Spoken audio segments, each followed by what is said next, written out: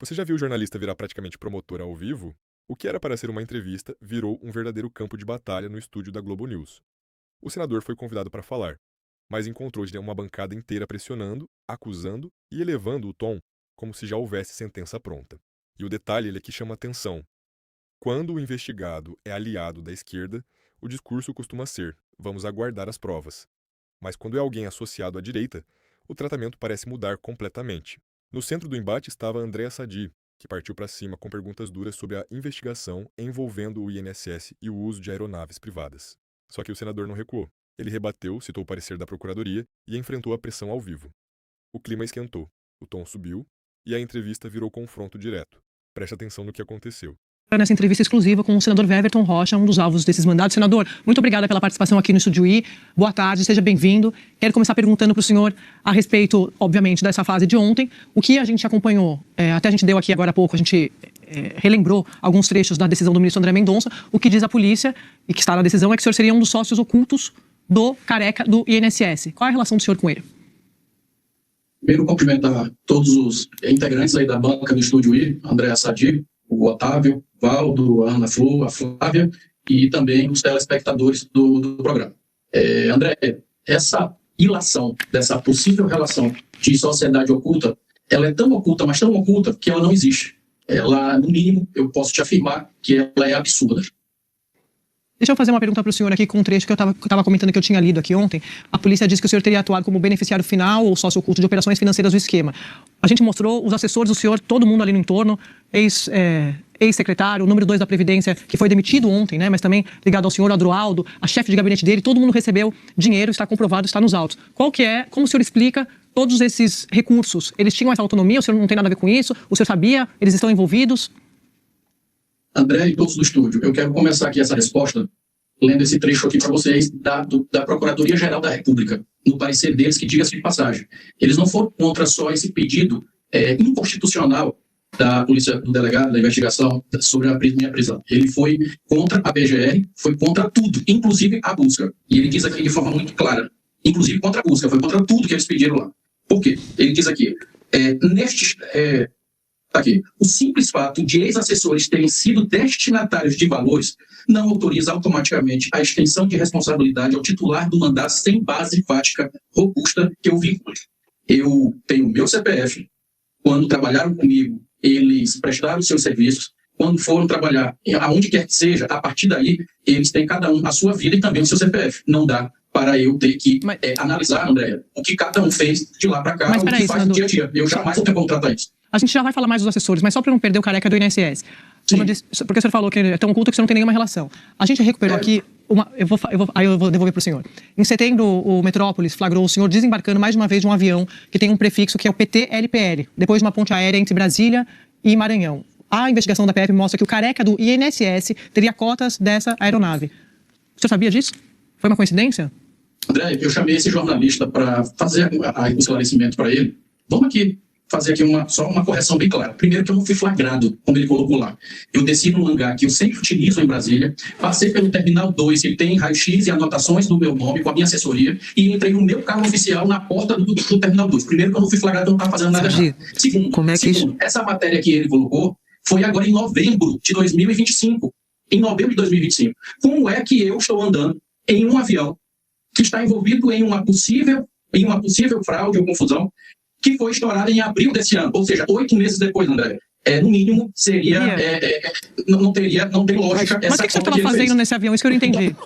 Não, André, entenda. Este avião, ele é do suplente de senador lá da Paraíba, que é maranhense, é um empresário do nosso estado, conhecido por todos, é filiado a partido político. Mas o Careca do INSS, o Antônio, tem cotas nesse avião?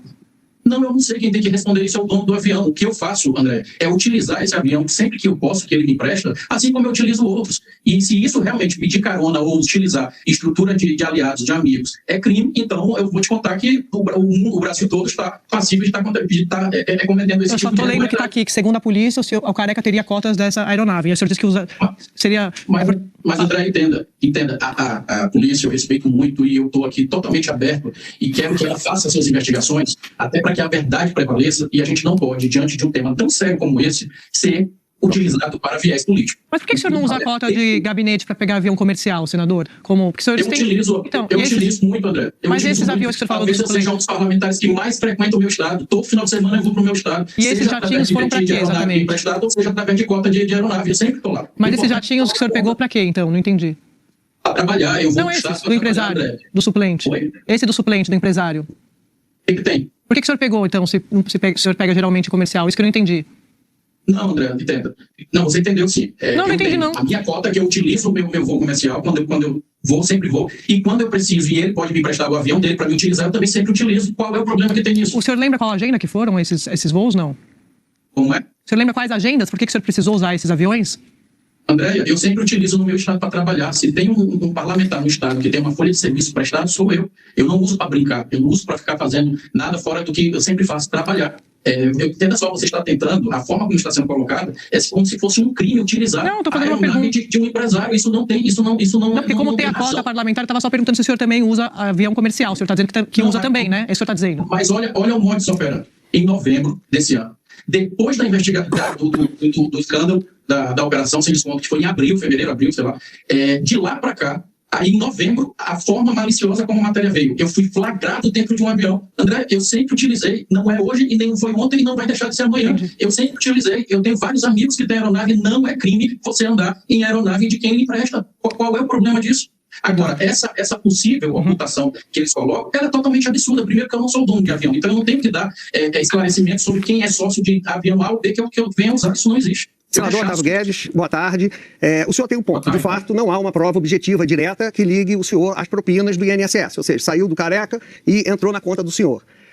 Agora, há muitas acusações contra os assessores. É aí que eu quero explicar a história do avião. Por exemplo, o avião, uma das cotas, pertence ao Careca do INSS. E 3 assessores do senhor têm relações financeiras com o Careca. É por isso que o avião entra na história, pelo que diz a Polícia Federal, já que o senhor é apontado ali como uma espécie de responsável pela blindagem política desse grupo. Mas essa é a explicação do avião. A minha pergunta o seu auxiliar, seu assessor, que é considerado o braço direito, deixa eu pegar aqui. Essa é a principal sustentação. Gustavo Marques, por exemplo. O Gustavo Marques, ele é acusado de lavagem de capital e ocultação de bens para o Careca do INSS. Ele teria uma empresa que lavaria o dinheiro para o Careca do INSS. Ele já foi ao INSS, o Adroaldo, seu ex-assessor, esse Gustavo, seu assessor e o Careca. Quando estourou o escândalo, esses assessores chegaram para o senhor e disseram: Weverton, nós temos ligações com o Careca e isso pode chegar a você. Chegar a você de que maneira? Poxa, somos assessores. Eles avisaram o senhor ou o senhor só soube isso agora pela Polícia Federal? Olha, Guedes, Otávio, importante esclarecer que o Gustavo Marques pediu para sair do meu gabinete em 2023. Então, de lá para cá, eu realmente não acompanho a sua atividade. Segundo, que o mesmo repórter que fez essa matéria me imputando a ser meu braço direito, que todo mundo sabe no meu estado que isso não é verdade, e pode, dentro da investigação, ver se eu tenho qualquer tipo de vínculo, porque se tem uma coisa que não se sustenta e é frágil, por isso que eu estou rechaçando, é justamente a questão de não se ter nenhum tipo de vínculo comigo. Se eles tiveram qualquer tipo de atitude ou de qualquer tipo de ato que venha a ter que responder à justiça, são eles, Guedes. Não posso me responsabilizar pelo CPF de terceiros. A minha agenda é lotada, eu tenho um mandato intenso e eu ainda ter que ficar acompanhando o que ex-assessor meu fez, isso não é correto e eu não acho justo. Senador, quando é que ele era assessor da liderança do PDT no Senado, não era isso? Sim. Aí houve uma matéria que quando assume o outro líder, né, o Cid Gomes, ele continuou empregado e o senhor teria dado uma declaração defendido ele, porque o Estadão está dizendo que ele era fantasma. Aí o senhor deu uma declaração defendendo o seu ex-assessor, dizendo o seguinte: olha, ele não está no gabinete porque está circulando no Senado. O senhor defendeu ele... Eu não falei circulando no Senado. Você pega lá na matéria, eu disse que ele estava lá na secretaria. Era na secretaria, se não estou enganado. Então o senhor não rompeu o vínculo com ele. O senhor defendeu ele quando já não era mais. Porque quem tinha que defender era o Cid Gomes na época. Não. Eu era o líder quando ele foi lotado lá. Sim. Quando ele foi dito que era fantasma, eu corrigi dizendo que ele não era fantasma e que podia ir na 4ª secretaria que ele estava lá trabalhando. Mas então, já era o Cid Gomes. Isso é bem longe, Otávio. Isso é bem longe de você defender ou falar sobre relações comerciais ou financeiras da pessoa. Você está coberto de razão. Senador, é só isso. Senador, o senhor está coberto de razão, mas é o que o senhor disse, que quando você deixa a liderança, ele deixa de ser seu assessor. E tem uma matéria dizendo que o senhor defendeu ele quando já não era líder, quando quem deveria se pronunciar é o Cid Gomes. Mas a minha pergunta, o senhor se sente traído por eles não terem te avisado dessa proximidade com o Careca? Eu quero te dizer que, primeiro, eu sou totalmente a favor das investigações. Eu não vou falar da palavra traição agora, porque eu quero saber qual é o resultado delas. Até agora, é investigação. Mas Você eles imagina podem ter só usado, com base com o que tem aí, eles podem ter usado o nome do senhor? Mas, Será que André, isso é possível? o que tem aqui, nós estamos falando de abril até dezembro. De dinheiro, né, senador? A gente está falando de dinheiro. É sobre isso que eu queria fazer esse comentário com vocês aqui, de forma muito franca. Eu preciso dessa oportunidade. De abril para cá, qual foi, de quebras de sigilo, de fiscal, dessas empresas todas investigadas, qual foi o real que chegou na conta minha ou de alguma empresa ligada à minha? Só quero perguntar isso. Mas Não, a mas gente isso está esclarecido. Mas a gente não está falando isso, não chegou. A polícia deixa claro. Está dando entrevista, não está preso. O que a gente viu aqui foi mais do que uma entrevista. Foi um embate claro entre narrativa e defesa. De um lado, questionamentos duros, insistentes e repetitivos. Do outro, um senador afirmando que não há prova direta contra ele e dizendo que quer que as investigações avancem. A grande questão é: existe equilíbrio na cobertura política? Imprensa tem que questionar. Sempre. Mas precisa manter o mesmo peso e a mesma medida para todos. Quando o tom muda dependendo de quem está na cadeira, o público percebe. E é por isso que cada vez mais brasileiros estão buscando outras fontes de análise. Aqui no Estado Crítico, a gente não aceita narrativa pronta. A gente observa, compara e questiona. Agora eu quero saber de você. Você achou que foi jornalismo firme ou passou do ponto? Foi entrevista ou interrogatório? Comenta aqui embaixo. Se esse conteúdo fez sentido para você, já deixa o like, compartilha com quem precisa ver isso e se inscreve no Estado Crítico, porque aqui a análise é direta, sem filtro e sem medo de tocar nos pontos que muitos evitam. Nos vemos no próximo vídeo. E que Deus nos proteja.